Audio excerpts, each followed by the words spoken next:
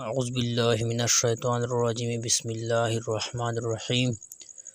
7 ستمبر کے یوم یقیناً ہم نے ایک عالمی جنگ جیتی ہے۔ پاکستان کی قانون سازی اسمبلی نے دجال مرزا غلام قادیانی اور ان کے متبعین کو امت مسلمہ کی صف سے نکال کر کفر کے گٹر میں پھینک دیا اور یوں برطانیہ کا نسخ جہاد کا منصوبہ خاک میں ملا۔ ہمیں اس پر فخر ہے اور رہے گا، اور انشاءاللہ آئندہ بھی کوئی دجال اس طرح کے بیہودہ دعوے کرے تو اس کا بھی حشر ایسا ہی ہوگا۔ یہ ہمارا ایمان ہے۔ الحمدللہ، اللہ تعالی ہمارے اکابرین کی قربانیوں کو قبول فرمائے۔ لیکن میں ایک اور طرح سوچتا ہوں، وہ یہ کہ آپ صلی اللہ علیہ وآلہ وسلم کی ختم نبوت کا نعرہ لگاتے ہوئے بجائے اسے ایک سیاسی نعرہ بنانے یا محض ایک عقیدہ بنانے کے، ہمیں یہ سوچنا چاہیے کہ ہماری ذمہ داری کیا بنتی ہے، ہمیں کرنا کیا چاہیے۔ کیا فقط نعرے سے ہم ختم نبوت کی وراثت کا حق ادا کر سکیں گے؟ نہیں، ہرگز نہیں۔ رسول اللہ صلی اللہ علیہ وآلہ وسلم کی پوری حیات طیبہ اس جدوجہد سے عبارت ہے جو اس نظام کے نفاذ کے لیے تھی، جو محمد رسول اللہ صلی اللہ علیہ وآلہ وسلم لائے دنیا میں۔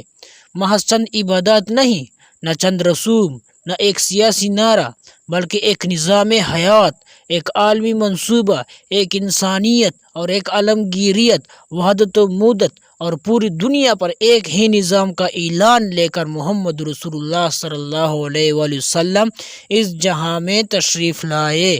مظلوم کی فریاد رسی، مزدور کے حقوق کی ادائیگی، ظالم کا ہاتھ روکنا اور مظلوم کی فریاد سننا، تمام معبودان باطلہ کو مٹا کر ایک وحدہ لا شریک کی پرستش اور ایک ہی شہنشاہ کی غلامی، مخلوق خدا کو مخلوق سے آزاد کر کے خالق کی غلامی میں لانا۔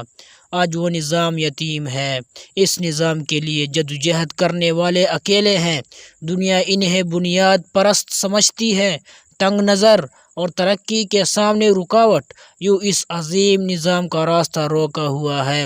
2 صدیوں سے اس نظام عدل کے ثمرات سے یہ قوم محروم ہے۔ کیا کوئی ہے یہ سوچنے والا کہ جب آپ صلی اللہ علیہ وآلہ وسلم پر نبوت ختم ہوئی تو جو نظام آپ لائے اسے آگے لے کون چلے گا؟ یہ بات محتاج بیان نہیں۔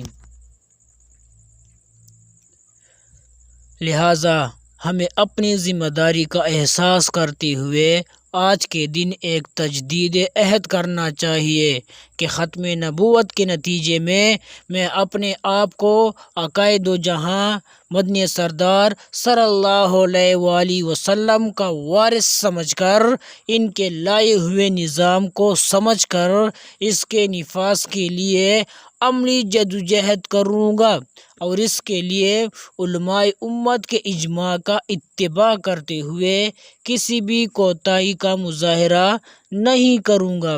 اللہ تعالی ہمیں یہی سوچ نصیب فرمائے، آمین یا رب العالمین۔